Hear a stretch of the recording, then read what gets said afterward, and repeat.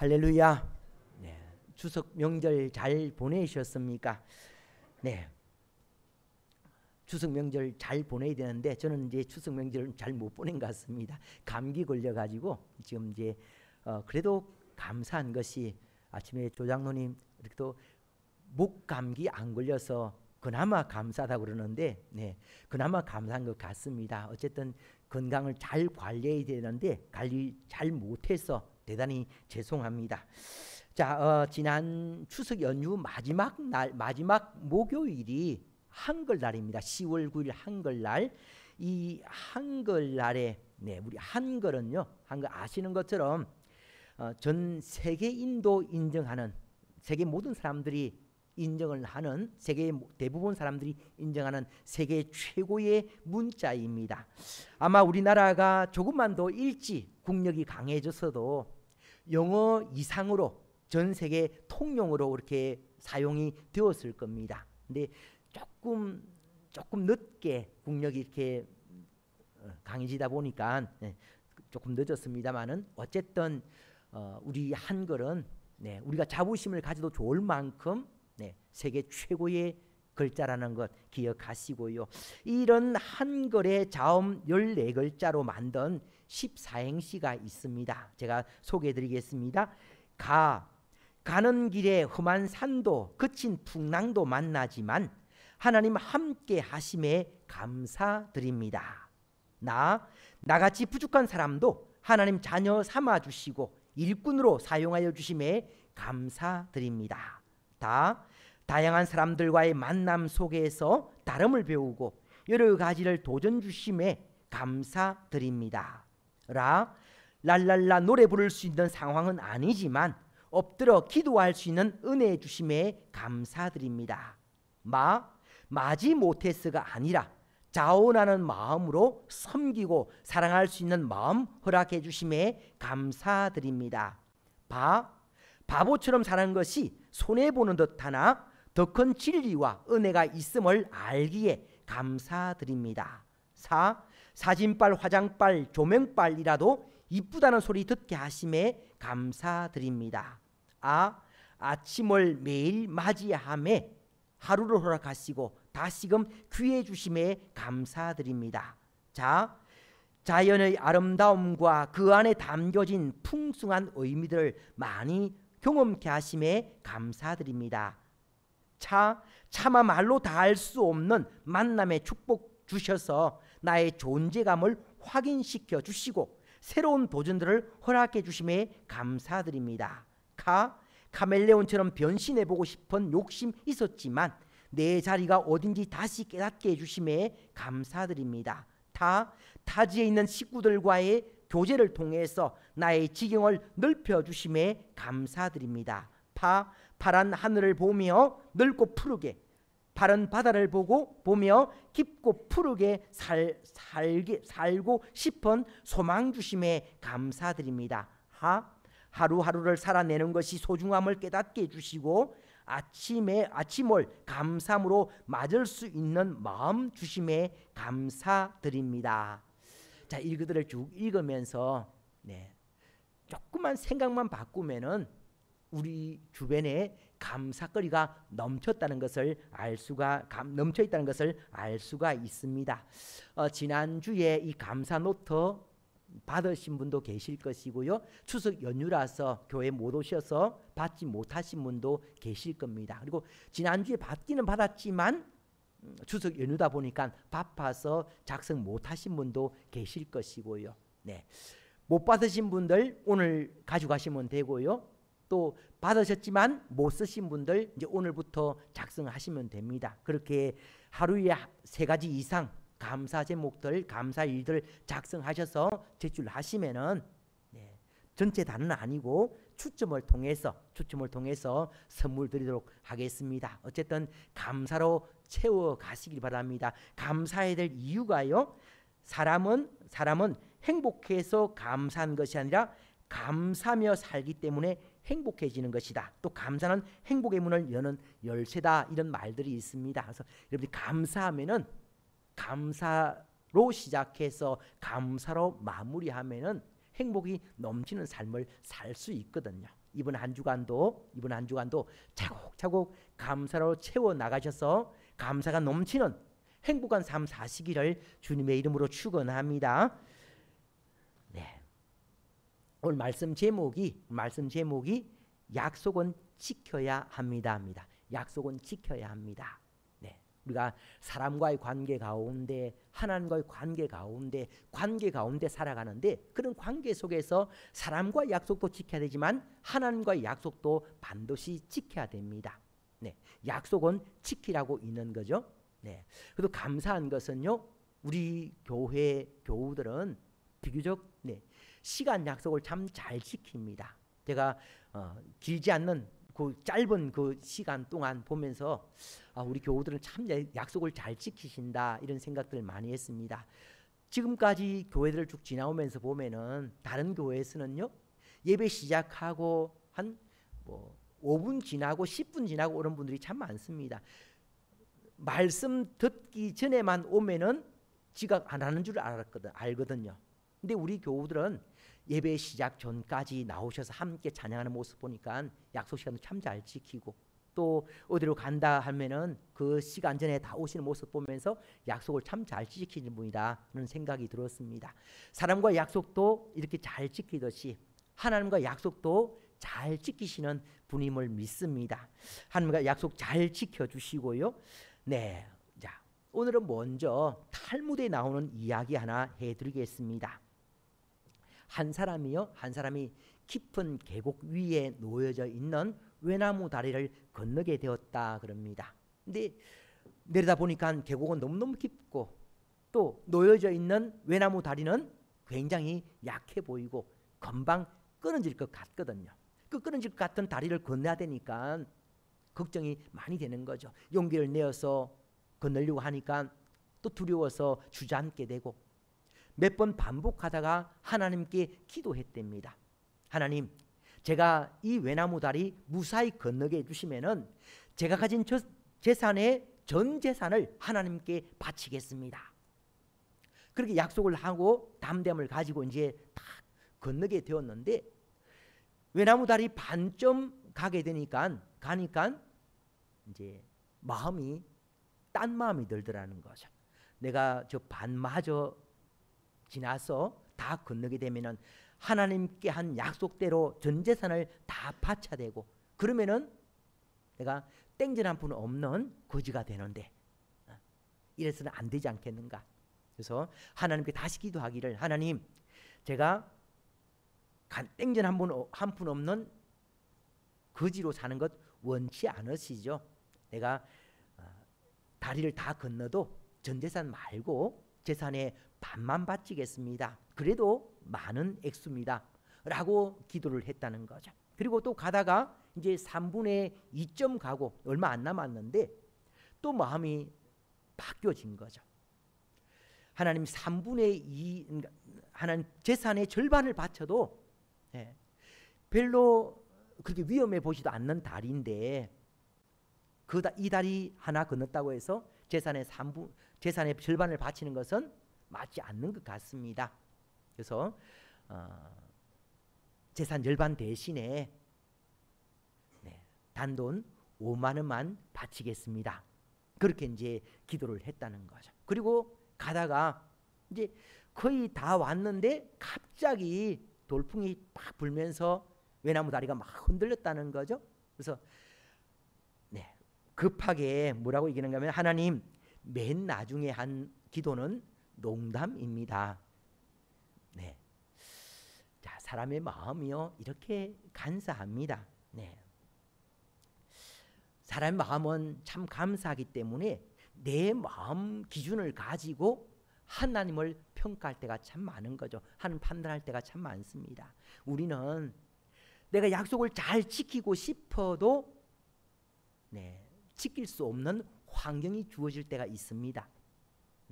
나의 연약함 때문에 지키고 싶어도 못 지키거든요. 지키고 싶어도 못 지킬 수도 있고, 또 일부러 안 지킬 수도 있고, 사람은 그렇습니다. 그러니까 그런 자신의 모습을 가지고 하나님을 평가를 하는 거죠. 하나님을 판단하는 거죠. 하나님께서도 때로는 약속을 안 지키시는 것으로, 때로는 하나님께서 약속을 못 지키시는 것으로 그렇게 생각을 합니다. 근데요, 틀렸습니다. 우리 하나님은 약속을 절대로 안 지키시는 분이 아니고 확실하게 약속을 지키시는 분이십니다. 뿐만 아니라 사람은 약속을 지키고 싶어도 못 지킬 수 있지만 우리 하나님은, 우리 오늘도 신앙 고백 드렸지 않습니까? 나는 전능하신 아버지 하나님, 전능하신 분이시라는 거죠. 전능하신 분이시기 때문에 얼마든지 약속을 지킬 수 있는 분이라는 거죠. 하나님 약속을 안 지키시는 분도 아니시고 못 지키시는 분도 아니시고 확실하게 약속을 지키시는 분이심을 믿으시길 바랍니다. 이 하나님께서 하나님 백성된, 하나님 자녀된 저와 여러분들도 약속을 지키시기를 원하십니다. 하나님께서 약속 지키시기를 원하신다는 것을 오늘 말씀을 통해서도 확인해 볼 수가 있습니다. 자, 오늘 본문에 보면은요, 다윗 시대에 있었던 3년 기근에 관한 내용입니다. 사무엘하 21장 1절 말씀입니다. 같이 읽습니다. 시작. 다윗의 시대에 해를 거듭하여 3년 기근이 있으므로 다윗이 여호와 앞에 간구하매 여호와께서 이러시되 이는 사울과 피를 흘린 그의 집으로 말미암음이니 그가 기브온 사람을 죽였음이니라 하시니라. 아멘.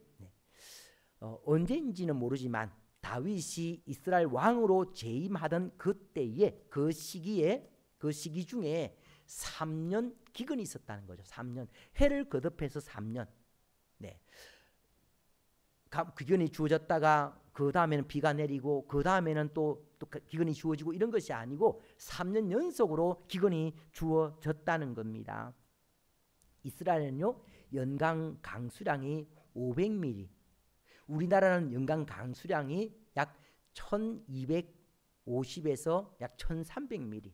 그러니까 우리나라의 한 3분의 1 정도밖에 비가 안 내리는 겁니다. 비가 적은 나라죠. 비가 적은 나라에 비가 안 내리면은, 그것도 1년이 아니라 3년 동안 비가 안 내리면은 견딜 수가 없게 되는 거죠. 네. 이스라엘 땅에 다윗이 왕으로서 나라를 다스리고 있는 그때에 그렇게 3년 기근이 주어졌다는 겁니다. 근데 3년 기근이 주어진 원인이, 이유가 사울이 기브온 주민들을 죽였기 때문이다라고 말씀하고 있습니다. 분명 지은 죄 때문에, 과거에 지은 죄 때문에 이런 어려움이 주어졌는데, 근데 참 인간이 어리석은 것이, 기근이 주었을 때 일만 주어졌어도 기도하고 그 원인을 알고 해결하면은 2년 3년 기근이 안 주어졌을 건데, 기근이 3년이 주어져도 모르고 지냈다는 거죠. 그냥 우연히 주어진 것으로, 기근이 주어진 것으로 그렇게 받아들였다는 겁니다. 그러다가 다윗이 도저히 안 돼서 기도한 거죠. 다윗이 기도했더니 하나님께서 기근의 원인을 알게 해주셨습니다. 만약 다윗이 기도하지 않았다면은 3년이 아니라 4년, 5년 계속되었을 겁니다. 다윗이 기도했기 때문에 그나마 3년으로 그치게 되는 거죠. 네. 사노라면은 크고자 한 문제가 주어질 수가 있습니다. 그 문제 가운데 하나님께서 연단을 통해서 위에서 문제가 주어질 수 있지만, 어려움이 주어질 수도 있지만, 또 지은 죄 때문에 주어질 수도 있거든요. 어떻게든 문제가 주어지면은 그 문제를 가지고 하나님께 기도하여서 문제의 이유를 알고 해결을 하려고 하는 모습이 제로 모습인 겁니다. 어리석게 문제가 주었을 때에 그 문제를 품에 안고 계속해서 시간을 허비하지 마시길 바랍니다. 문제가 주었을 때 빨리 그 문제를 해결하는 것이 제로인 모습인 거죠. 다윗이 이 문제를 가지고 기도했더니 하나님께서 그 문제의 원인을 알게 해주셨습니다. 21장 1절 하반절이죠. 이는 사울과 피를 흘린 그의 집으로 말미암음이니 그가 기브온 사람을 죽였음이니라 하시니라.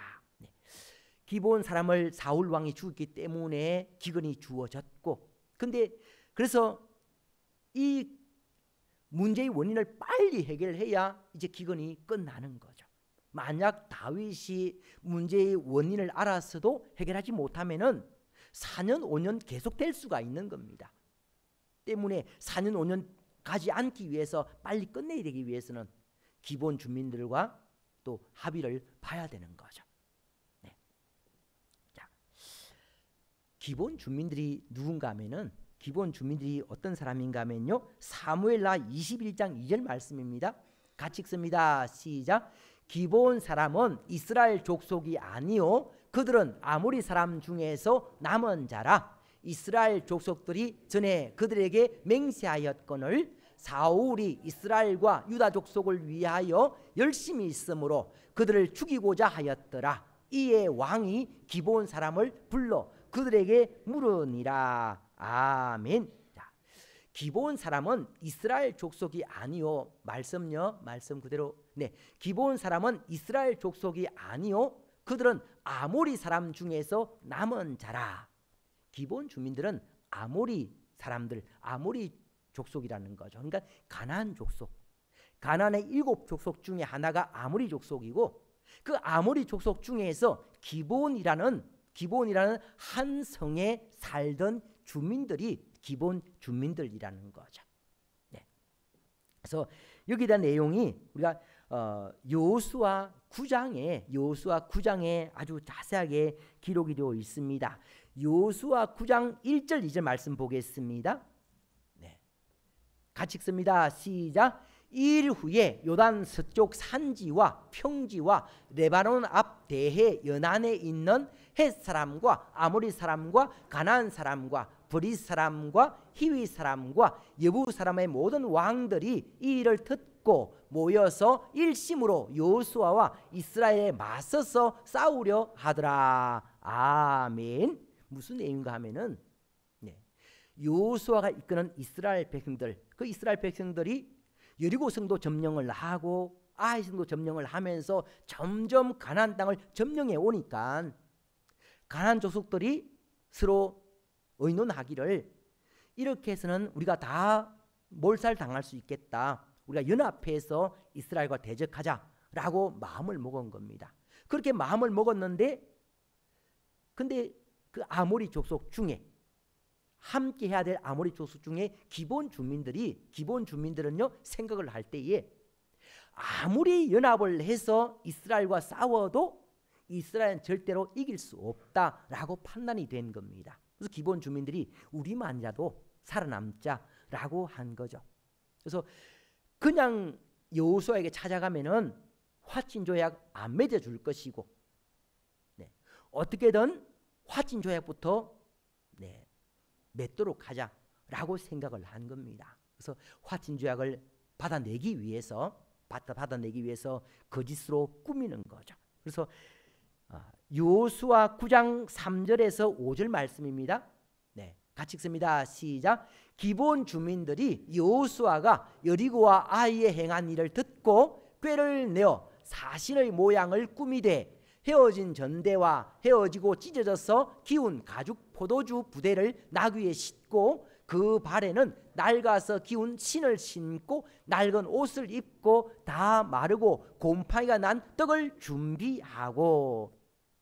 기본 주민들이 여호수아를 속이기 위해서 이제 꾀를 내었는데요. 아주 멀리서부터 찾아온 것처럼 꾸민 거죠. 가나안 족속들이 아니고 아주 멀리서 찾아온 사람들인 것처럼 꾸며서 헤어진 전대, 또 찢어져서 기운 가죽 포도주 부대, 또 낡아서 기운 신, 낡은 옷, 곰팡이 난 떡, 이런 것들을 이제 보여주는 거죠. 누가 봐도 속아서 넘어갈 수밖에 없습니다. 이 기본 주민들이 여호수아와 이스라엘 백성들 속이기 위해서 철저하게 준비를 한 거죠. 그렇게 준비해서 속이니까 여호수아가 그만 속아서 넘어갔지 않습니까? 이 여호수아가 속아서 넘어간 결정적인 원인이 또 하나 있습니다. 이들이 이렇게 거짓으로 꾸며서 여호수아 앞에 와서는 한 이야기가 뭔가 하면은 우리와 화친 조약만 맺어주면은 평생 영원토록 우리가 이스라엘 백성들의 종이 되겠다, 종이 되어주겠다라고 이야기를 한 거죠. 그러니까 여호수아와 이스라엘 백성들이 마다할 이유가 없는 겁니다. 그래서 덜컥 화친조약을 맺게 된 거죠. 화친조약을 맺고 보니까 속았다는 것을 알게 되었습니다. 네. 여호수아 9장 19절 20절 말씀입니다. 여호수아 9장 19절 20절 같이 읽습니다. 시작. 모든 족장이 온 회중에게 이르되 우리가 이스라엘의 하나님 여호와로 그들에게 맹세하였은즉 이제 그들을 건드리지 못하리라. 우리가 그들에게 맹세한 맹약으로 말미암아 진노가 우리에게 임할까 하노니 이렇게 행하여 그들을 살리리라 하고. 네. 이스라엘 백성들이 나중에 이제 속았다는 것을 알게 되었습니다. 속았다는 것을 알게 되었지만 어쨌든 하나님의 이름으로 맹세한 거니까, 약속한 것이니까 약속은 지켜야 된다라고 생각을 하는 거죠. 약속을 안 지키면은 그것 때문에 하나님께서 징계하신다는 겁니다. 하나님께 징계를 받지 않기 위해서라도 비록 속아서지만 약속은 지켜야 된다는 거죠. 네. 그렇게 하나님께서는 비록 속아서 맺은 약속이지만 그 약속을 지키는 이스라엘 백성들에게 복을 주셨습니다. 그렇게 여호수아와 기본 주민들과의 맺은 그 약속이 사울 왕 때까지 500년 동안 지속이 되어 왔습니다. 지속이 되어 왔는데 사울이 왕이 되고 난 다음에 이 기본 주민들을 그냥 둬서는 안 되겠다라고 생각하는 거죠. 하나님께서 가나안 족들을 다 멸하라고 그랬는데 속아서 한 약속 때문에 같이 살고 있는 기본 주민들 자기가 다 멸해버리겠다라고 생각을 한 겁니다. 그래서 이 사울이 왕이 되고 난 다음에 기본 주민들을 죽인 거죠. 사무엘하 21장 2절 말씀에 기본 사람은 이스라엘 족속이 아니요 그들은 아모리 사람 중에서 남은 자라 이스라엘 족속들이 전에 그들에게 맹세하였거늘 사울이 이스라엘과 유다 족속을 위하여 열심히 있으므로 그들을 죽이고자 하였더라.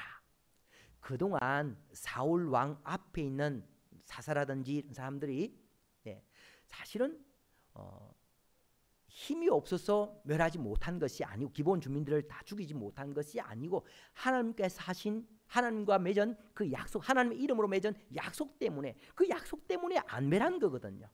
안 멸한 거지 못 멸한 것이 아닌데 사울 왕은 그동안 못한 것들을 자기가 하겠다라고 하면서 기본 주민들을 학살을 한 겁니다. 그런데 하나님께서는 그것을 죄로 여기신 거죠. 네. 사울이 하나님 이름으로 한 약속을 어겼다는 겁니다. 이것을 죄로 여겨서 징계를 하시는 거죠. 우리 생각에 1, 2년 전에 한 약속도 아니고 500년 전에 한 약속입니다. 그것도 이스라엘 백성들과 한 약속이 아니고 기본 주민들 이방인들과 한 약속입니다.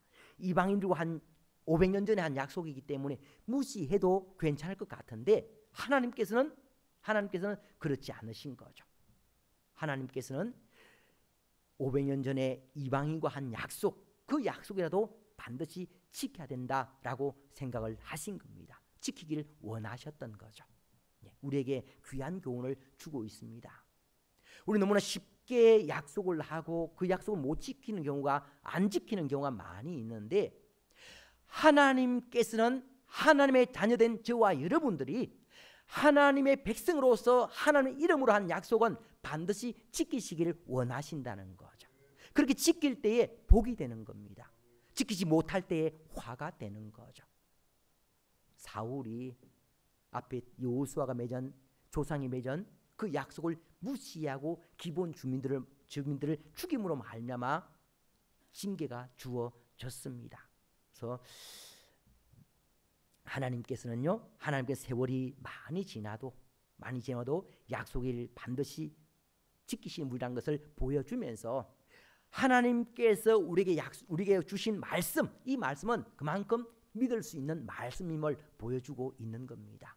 하나님께서 하신 말씀은, 하나님 주신 약속의 말씀은 500년이 아니라 5,000년이 지나도 그 효력은 절대로 떨어지지 않고 하나님 때가 되면은 하는 방법으로 반드시 약속은 지켜주신다는 것을 기억하시고요. 주신 약속의 말씀, 우리가 생명을 걸고 붙들 필요가 있는 겁니다. 그렇게 생명을 걸고 말씀 붙들면은 하나님께서 하나님 때에 그 약속의 말씀을 이루신다는 것 꼭 기억하시고요. 계속해서 말씀을 보면은 이제 이스라엘 땅에 3년 기근이 주어진 이유를 알게 된 다윗이 이 문제를 해결하기 위해서 이제 기본 주민들을 찾아가지 않습니까? 찾아가서는 사무엘하 21장 2절 끝에 보면은 이에 왕이 다윗이죠. 이에 왕이 기브온 사람을 불러 그들에게 물었니라. 기브온 사람 불러서 어떻게 하면 너희 원한을 그렇게 원한이 풀리겠느냐라고 묻게 된 거죠. 물었더니 기브온 주민들이 뭐라고 얘기하는가 하면은 사무엘하 21장 4절입니다. 기브온 사람이 그에게 대답하되 사울과 그의 집과 우리 사이의 문제는 은금에 있지 아니하오며 아무리 많은 돈을 줘도 우리 가슴에 있는 원한은 결코 없어지지 않는다. 돈 문제가 아니고 이건 다른 문제라는 거죠. 그래서 기본 주민들이 뭘 요구하는가 하면은 사울의 자손 중에 7사람을 우리에게 주어서 사울의 고향인 기브아에서 목매어 달아 죽이게 해달라라고 요구를 하는 겁니다. 네. 그래서 다윗이 이스라엘 백성을 다스리고 있는 왕으로서 가뭄이 안 그치면은 더 많은 사람들이 어려움을 당할 수 있기 때문에 하는 수 없이 사울 후손 7명을 내어주고 그들의 원한을 풀어주게 된 겁니다. 자, 우리가 이 말씀을 통해서 얻을 수 있는 교훈이 무엇인가 하면은 다른 사람에게 원한 쌓을 일을 하지 않는 것이 지혜로운 모습인 거죠. 살면서 나 때문에 누군가에게 다른 사람의 원한 쌓을 일은 안 만드는 것이 지혜로운 모습이라는 것 기억하시고요. 그래서 다윗이 요나단의 친구 요나단의 아들 머비보셋은 빼놓고 나머지 7명을 내어줌으로 이제 이 문제를 해결받게 되었습니다. 근데 죽은 사울의 후손들 입장에서 한번 생각 한번 해보십시오. 죽은 사울의 후손들이 자기들이 지은 죄 때문에 목매달아 죽은 것이 아닙니다. 누구의 죄 때문인가 하면은 그들의 조상인 사울의 죄 때문에 목매달아 죽임을 당하게 되었거든요. 참 안타까운 그런 모습이지 않습니까? 바꿔서 보면은 사울이 하나님을 기쁘시게 해드렸다라고 하면은 그 후손들이 복을 받았을 것인데 조상이 사울이 하나님으로부터 징계받을 일을 하다 보니까 그 후손들이 저주를 받게 된 거죠. 자, 굉장히 우리에게 중요한 교훈을 주고 있습니다.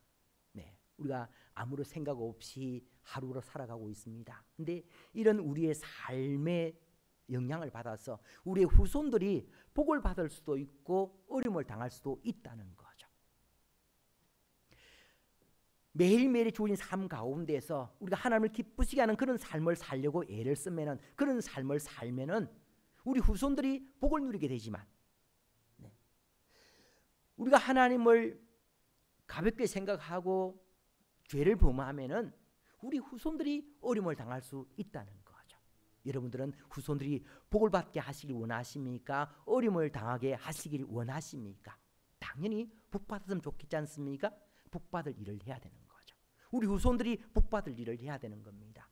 내가 좀 어렵고 힘들어도 말씀을 잘 지킬 때에 하나님께서 우리 후손들에게 복을 주신다는 것 꼭 기억하시고요. 그래서 우리가 어떤 삶을 사는가에 따라서 우리 후손이 복을 받을 수도 있고 어려움을 당할 수도 있습니다. 그래서 하나님께서 기뻐하시는 삶을 통해서 여러분들은 물론이거니와 후손들이 복받게 하시는 여러분 되시길 바랍니다.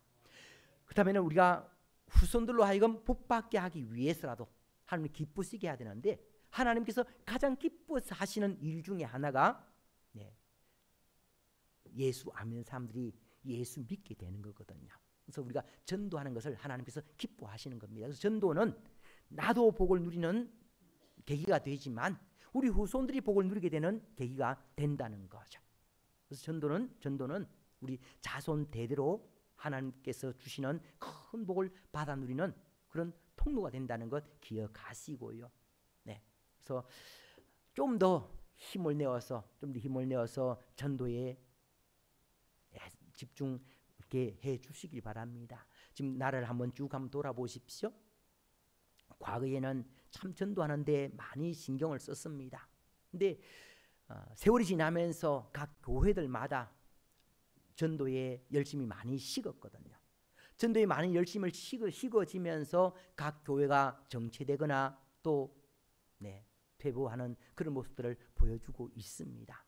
여러분들이 열심히 전도해야 교회가 든든히 세움받고 하나님 나라가 확장되어 가고 뿐만 아니라 그 일로 인해서 하나님부터 예비된 복을 누릴 수 있다는 것 기억하시고요.